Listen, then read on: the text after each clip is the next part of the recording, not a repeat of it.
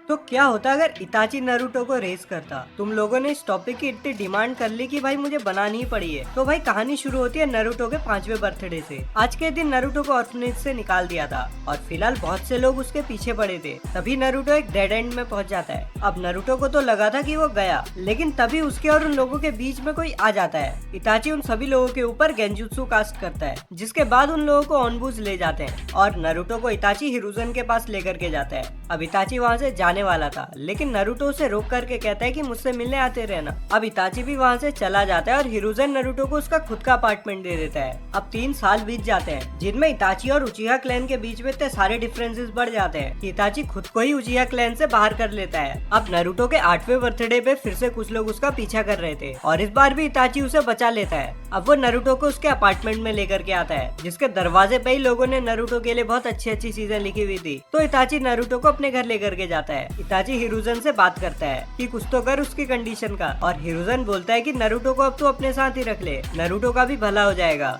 और कोनोहा के जिंचुरिकी को थोड़ी ट्रेनिंग भी मिल जाएगी तेरे साथ। तू किसी क्लैन से एफिलिएटेड भी नहीं है, तो पावर बैलेंस भी नहीं बिगड़ेगा। अब अगले दिन नारुतो को भी सारी बात पता चलती है और वो मना क्यों ही करेगा यार, तो वो भी मान जाता है। 1 साल बाद एकेडमी भी शुरू होने वाली थी, तो अगले ही दिन से इताची नारुतो की ट्रेनिंग शुरू कर देता है। नारुतो इताची को बिल्कुल भी डिसअपॉइंट नहीं करना चाहता था, इसलिए वो भी इस ट्रेनिंग को अपना 100% देता है। इस 1 साल में नारुतो ने मेनली बस ताइजुत्सु ही सीखा था और इताची ने पूरी कोशिश करी थी नारुतो का चाक्रा कंट्रोल काम चलाऊ लेवल तक लाने की, जो कि वो कर भी देता है। और अब नारुतो सभी एकेडमी लेवल जुत्सुस के साथ विंड बुलेट और अर्थ वॉल भी यूज कर सकता था। उसका ताइजुत्सु भी एज के हिसाब से बहुत ज्यादा एडवांस था। कभी कभी उसके बाद शिसुई भी आता था जब इताची कहीं बाहर मिशन पे गया होता था, और वो इताची से बिल्कुल ही अलग था। वो काफी ज्यादा केयर फ्री था, लेकिन ट्रेनिंग में वो भी कोई कसर नहीं छोड़ता था। अब एकेडमी का पहला दिन आ जाता है। इताची और शिसुई उसे एकेडमी छोड़ करके आते हैं। एकेडमी में कोई नारुतो के आसपास भी नहीं होता। जब स्पार करने की बारी आती है तो नारुतो पेयर होता है सास्के के साथ। सास्के नारुतो को हराना चाहता था ताकि इताची को दिख सके कि उचिहा क्लैन को छोड़ के उसने कितनी बड़ी गलती करी है, लेकिन स्पार शुरू होते ही नारुतो उसे एक ही पंच में नॉकआउट कर देता है। अब नारुतो सास्के को हाथ देता है ऊपर उठाने के लिए, लेकिन सास्के उसके हाथ को झटक के दूर फेंक देता है और बोलता है only an Uchiha can beat an Uchiha. तो नारुतो भी कह देता है भाई अभी अभी क्या हुआ था। शाम को नारुतो इताची को सारी बातें बताता है और इताची समझ जाता है कि फुगाकू अब सास्के को इन्फ्लुएंस करने में लगा हुआ है, लेकिन वो कर भी क्या सकता था। अब उसी दिन शिसुई भी क्लैन छोड़ करके इताची के साथ रहने आ जाता है। उधर उचिहा क्लैन ने भी पूरी तैयारी कर ली थी कोनोहा के ऊपर टेक ओवर करने के लिए, और इसकी भनक डांजो को भी लग चुकी थी। तो उसने भी सोच ही लिया था कि हिरुजन के बस की तो है नहीं कोई एक्शन लेना, अब मैं ही उचिहा क्लैन का सुपड़ा साफ करूंगा। डांजो अपने सभी रूट ऑनबू को इकट्ठा करता है और उन्हें बोलता है कि रात को उचिहा क्लैन की फाइल निपटानी है। उधर इताची के घर में सास्के आ जाता है और बताता है कि वो फुगाकू से बड़ा परेशान है और वो इताची का रिप्लेसमेंट नहीं बनना चाहता, तो वो भी अब से इधर ही रहेगा। लेकिन इताची नहीं मानता है। वो शिसुई के साथ सास्के को वापस छोड़ने चला जाता है, लेकिन उन दोनों के वहाँ पहुँचने तक बहुत देर हो गई थी। डांजो उचिहा क्लैन की फाइल निपटा चुका था और फिलहाल डांजो और उसकी रूट के सामने खड़े थे इताची, शिसुई और सास्के। इताची सास्के को छिपने के लिए बोलता है और उसका शरिंगान मांगे के शरिंगान में इवॉल्व होने लगता है।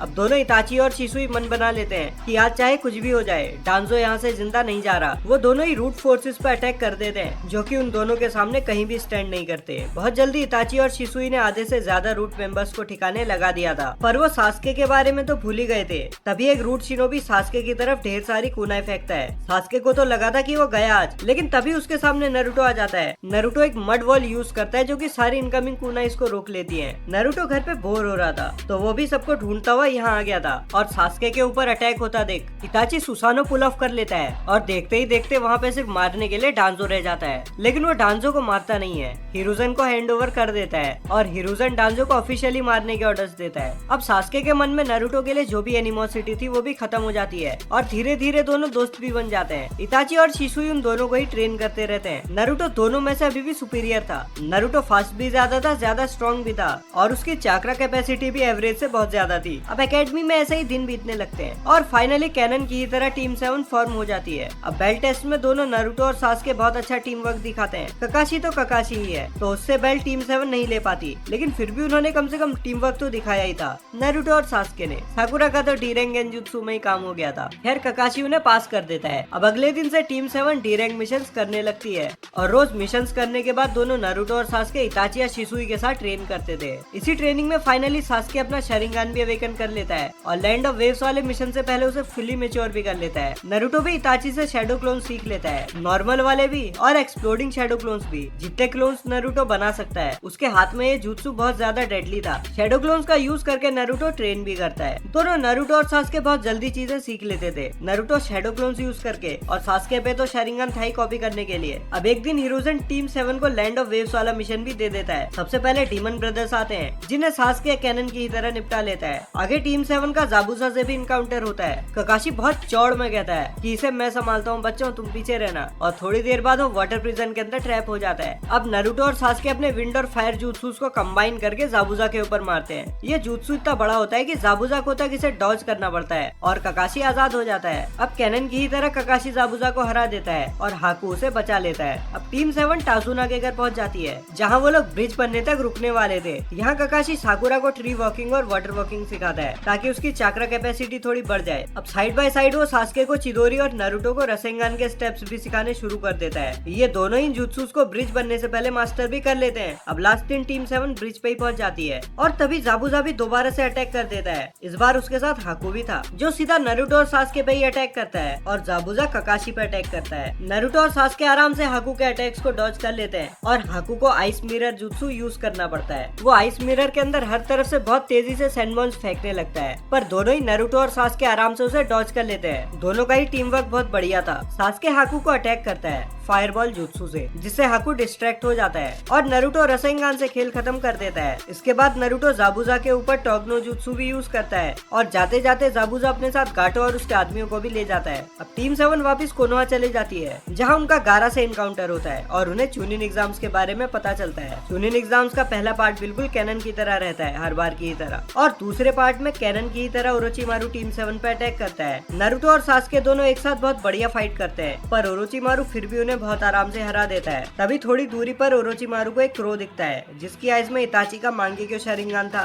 ओरोचिमारू समझ जाते हैं कि ये क्रो किसका है और वो ओरोचिमारू से क्या कहना चाह रहा है। वो नारुतो और सास्के को वहीं छोड़ करके चला जाता है। टीम 7 भी सेकंड राउंड क्लियर कर लेती है। प्रीलिम्स में दोनों नारुतो और सास्के अपने अपोनेंट्स को बहुत आराम से हरा देते हैं। साकुरा ने भी कैनन से थोड़ी ज्यादा ट्रेनिंग करी थी, तो वो भी आराम से इनो को हरा देती है। और अब 1 महीने का ट्रेनिंग पीरियड मिलता है। सास्के को शिसुई ट्रेन करता है और नारुतो को इताची ट्रेन करता है। इताची नारुतो की स्पीड बढ़ाने में और उसे बैटल टेक्टिक सिखाने में ध्यान देता है। इताची की ट्रेनिंग के बाद नारुतो आराम से हाई जोनिन स्पीड्स पे फाइट कर रहा था। इसके अलावा वो अपने क्लोन्स को भी बैटल में अच्छे से यूज करना सीख जाता है। इसी पीरियड में नारुतो जिराया से भी मिलता है, जो उसे समनिंग जुत्सु सिखाता है और सीलिंग जुत्सुस के बारे में भी काफी कुछ उसे बेसिक नॉलेज दे देता है। सास्के ने भी शिशुई की हेल्प से शुनशिन को अच्छे से मास्टर कर लिया था और साकुरा ने भी अपना थाई जुत्सु काफी हद तक इम्प्रूव कर लिया था और ककाशी ने उसे कुछ गेंजुत्सुस भी सिखा दिए थे। तो कुल मिला के टीम 7 की ट्रेनिंग बढ़िया चल रही थी। अब फाइनल्स वाला दिन आ जाता है। नारुतो फाइट करता है नेजी से और नारुतो की स्पीड के आगे वो कुछ भी नहीं कर पाता। कभी नेजी नारुतो को 1-2 टेंकेत्सु बंद भी कर लेता था, लेकिन वो नारुतो का क्लोन निकलता था जो नेजी के चेहरे पे ही एक्सप्लोड हो जाता था और इवेंचुअली नारुतो ये फाइट भी जीत ही जाता है। अब सास्के और गारा की फाइट शुरू होती है। गारा की सेंड सास्के के आसपास भी नहीं आ पाती। सास्के अपनी ट्रेनिंग से इतना फास्ट हो गया था। अब गारा के अंदर से वन टेल्स का चक्रा लीक होने लगता है, जिसे सास्के ने शरिंगान का यूज करके सप्रेस कर दिया था और एक चिदोरी भी उसके शोल्डर में दे मारी थी और वो जीत जाता है। अब फाइनल्स में नारुतो सास्के से लड़ता है। फाइट शुरू होती है जिसे नारुतो शुरू से ही डोमिनेट करता है, लेकिन सास्के भी अब ज्यादा पीछे नहीं था और मजबूरी में नारुतो कुरामा से चक्रा मांगता है। एक उचिया से हारने के डर से कुरामा भी नारुतो को अपना चक्रा दे देता है। अब सास्के शरिंगन यूज करके भी नारुतो की स्पीड को फॉलो नहीं कर पाता और इवेंचुअली सास्के नारुतो से हार जाता है। इस बार ओरोचिमारू अटैक नहीं करता, इताची और शिसुई की वजह से। उसकी फटी पड़ी थी कि इन दोनों को कैसे झेलूंगा मैं। वो सैंड विलेज के लोगों के साथ आगे जा रहा होता है। थोड़ी दूर जाके काबुटो को ब्लैक फ्लेम्स घेर लेती है और सैंड विलेज वालों को भी इताची बता देता है तुम्हारा कोई काजे नहीं है, ये ओरोचिमारू है। इससे पहले ओरोचिमारू कुछ भी रिएक्ट करता, टोट्स का ब्लेड उसे सील कर देती है, जिसके बाद इताची साउंड 4 को भी ढूंढ ढूंढ कर ठिकाने लगाता है। अब बारी आती है टाइम स्किप की और इस बार नारुतो और सास्के दोनों विलेज में ही रहकर ट्रेन करने वाले थे। नारुतो ट्रेन करता है इताची और जिराया के साथ, मेनली जिराया के साथ, और कभी कभी इताची आ जाता था उसकी प्रोग्रेस देखने और थोड़े बहुत उसको पॉइंटर्स देने। जिराया नारुतो को माउंट मियोबोकू भी लेकर के जाता है और नारुतो 1 हफ्ते में ही सेज मोड भी सीख लेता है और गामामारू बोलता है कि चाइल्ड ऑफ प्रोफेसी को अपने अंदर की पावर को मास्टर करना होगा। अब जिराया भी नारुतो को उसकी सील की दे देता है। जिराया ने इताची को भी हेल्प के लिए बुला लिया था और उसकी हेल्प से नारुतो कुरामा का चक्रा निकाल लेता है और उसे वापस सील कर देता है। यहाँ पे नारुतो को मिनाटो और कुशिना भी मिलते हैं। उनसे थोड़ी देर बात करके नारुतो बाहर आ जाता है। नारुतो का केसीएम देख करके दोनों जिराया और इताची समझ गए थे कि अब नारुतो नारुतो ने उन दोनों को सरपास कर लिया है। नारुतो उन्हें मास्कमैन के बारे में भी बताता है जो कि उसे मिनाटो ने बताया था। उसका डिस्क्रिप्शन सुन के इताची उसे पहचान जाता है क्योंकि उसने इताची के टीममेट्स की भी फाइल निपटाई थी। अब इताची और जिराया शिसुई से कांटेक्ट करते हैं जो कि जिराया का स्पाई नेटवर्क संभाल रहा था और वो लोग उसे मास्कमैन का पता लगाने को बोलते हैं। सास्के भी बहुत ज्यादा पीछे नहीं था, उसने राइकागे की तरह एक लाइटनिंग क्लोक बना लिया था। इसके अलावा उसके बेस शरिंगन का ही गेंजुत्सु मांगेक्यो शरिंगन लेवल का था। इताची ने बढ़िया से सास्के को ट्रेन किया था, फिर भी दोनों में से नारुतो ही ज्यादा स्ट्रॉन्ग था। ये सब बदल जाता है जब टीम 7 के साथ एक मिशन में आसुमा और साकुरा की फाइल निपट जाती है और सास्के अपना मांगेक्यो शरिंगन अवेकन कर लेता है। अब नारुतो और सास्के दोनों हिरुज़न के सामने खड़े थे और एक मिशन की डिमांड करते हैं, अकात्सुकी को इरेडिकेट करने का मिशन। हिरुज़न भी उन्हें ये मिशन दे देता है। वो 2 टीम्स बनाता है, एक टीम होती है इताची और नारुतो और दूसरी टीम होती है सास्के और शिसुई। अब नारुतो और सास्के बाकियों के साथ अकात्सुकी के बेस में पहुंच जाते हैं। वहाँ ओबिटो और नागाटो के अलावा सभी लोग मौजूद थे। नारुतो फाइट करता है हिडान और कागुजू से, सास्के फाइट करता है देदरा और सासोरी से, किसामे पीछे से सबको सपोर्ट करता है, इताची सुसानो पुल ऑफ कर लेता है और नारुतो भी केसीएम प्लस सेज मोड में आ जाता है। मतलब सभी लोग अपने स्ट्रॉन्गेस्ट फॉर्म में थे और ये लोग बहुत आसानी से अकात्सुकी का खेल खत्म कर देते हैं। फाइट खत्म होने के बाद अचानक से इताची के मुंह से खून आने लगता है और वो अपनी इलनेस के आगे हार जाता है, लेकिन वो जाते जाते इताची को अपनी आइस देकर जाता है। कोनोहा वापिस आके सास्के ईएमएस अटेन कर लेता है और नारुतो भी रसेन शूरिकेन बना लेता है। सास्के की पुरानी आइस शिसुई के ऊपर ट्रांसप्लांट की जाती है। ये आइडिया हिरुज़न का था जो कि काम कर जाता है। अब शिसुई और सास्के दोनों अपने सुसानो को ट्रेन करने लगते हैं। उधर नारुतो भी केसीएम को अच्छे से मास्टर कर लेता है और अकात्सुकी के बेस में गेडो स्टैचू को देख करके कुरामा भी उसकी हेल्प करने को तैयार था। ऐसा ही ये लोग 6 महीना ट्रेन करते हैं। इसी बीच जिराया भी सेज मोड को मास्टर कर लेता है और सुनाडे को भी वो ढूंढ ढांड के विलेज में ले आता है। अब इसी टाइम पे पता नहीं क्या सोच करके नागाटो कोनोहा को इन्वेट करने आ जाता है और उसके सामने थे 2 परफेक्ट सुसानो और एक कुरामा का चाकरा एवटार जो कि उसके स्ट्रॉन्गेस्ट ऑल माइटी पुश की वजह से हिलते तक नहीं है। नागाटो को कोनोहा वाले आराम से हरा देते हैं और जाते जाते नारुतो से टोकनो जुत्सु यूज करके सही रास्ते पे भी ले आता है। कोनान उसकी बॉडी को लेकर के रेन विलेज चले जाती है जहाँ ओबिटो कोनान को ठिकाने लगा लेता है और रिन्नेगान अपने पास रख लेता है। अब वो एक एक करके सारे टेल्ड बीस्ट को कैप्चर करने लगता है। उधर नारुतो और सास्के के माइंड स्केप में भी हागोरोमा आ जाता है जो कि उनको कैनन वाली पावर्स दे देता है, लेकिन इस बार दोनों के पास काफी टाइम होता है 6 पाथ पावर्स को मास्टर करने के लिए। दोनों कोनोहा से थोड़ा दूर जाकर के स्पार करने का डिसाइड करते हैं और ये स्पार लगभग वैसी ही होती है जैसे कैनन में उनकी फाइनल बैटल हुई थी, बस इस बार दोनों अपना हाथ नहीं गवाते। इन दोनों की फाइट जो भी देखता है उन्हें अपनी आंखों पे भरोसा नहीं होता। उधर जिराया ने भी उजुमा की श्राइन ढूंढ लिया था जहाँ से वो शिनिगामी मास्क लेता है और कुरामा के बचे हुए हाफ को उसके पेट से आजाद कर देता है जो कि सीधा नारुतो के अंदर वाले कुरामा के साथ मर्ज हो जाता है। नारुतो को भी अपनी पावर सर्ज होती हुई फील होती है। तभी नारुतो अपने माइंड स्केप में पहुंच जाता है जहाँ सभी टेल्ड बीस्ट उसे मिलने के लिए आए हुए थे और उसे अपनी अपनी पावर्स दे देते हैं। दोनों नारुतो और सास्के अपनी नई पावर्स को अच्छे से मास्टर कर लेते हैं। उधर ओबिटो ने भी 10 टेल्स को अवेकन कर लिया था और अपने अंदर सील करके उसका जिंचुरी की तक बन गया था। अब इसके बाद ओबिटो के सामने एक पोर्टल खुलता है जिसमें से नारुतो और सास्के बाहर आते हैं। अब कैनन में तो पावर अप के बाद नारुतो और सास्के आराम से मादरा को भी डोमिनेट कर रहे थे, तो यहाँ पे ये लोग ओबिटो को बहुत आराम से डोमिनेट करते हैं। ओबिटो नारुतो और सास्के के जितना फास्ट नहीं था और न ही उसके ट्रूथ सीकर ऑप्स नारुतो के ट्रूथ सीकर ऑप्स के आगे कुछ सुपीरियर वगैरह थे। अब इधर ज़ेत्सु ओबिटो की तरफ धीरे धीरे करके बढ़ता है उसे बिट्रे करके कागिया को अवेकन करने के लिए, लेकिन सास्के उसे ब्लैक फ्लेम्स का यूज कर करके जला के राख कर देता है। अब ओबिटो भी नारुतो के टोकनो जुत्सु के चपेटे में आ जाता है और उसे अपनी गलतियों का एहसास होता है। ओबिटो खुद ही अपने अंदर से सारे टेल्ड बीस्ट को फ्री कर देता है और जाते जाते जो भी जिंचुरी की मरे थे उन्हें भी रिवाइव करके जाता है और ये कहानी यहीं पे खत्म होती है।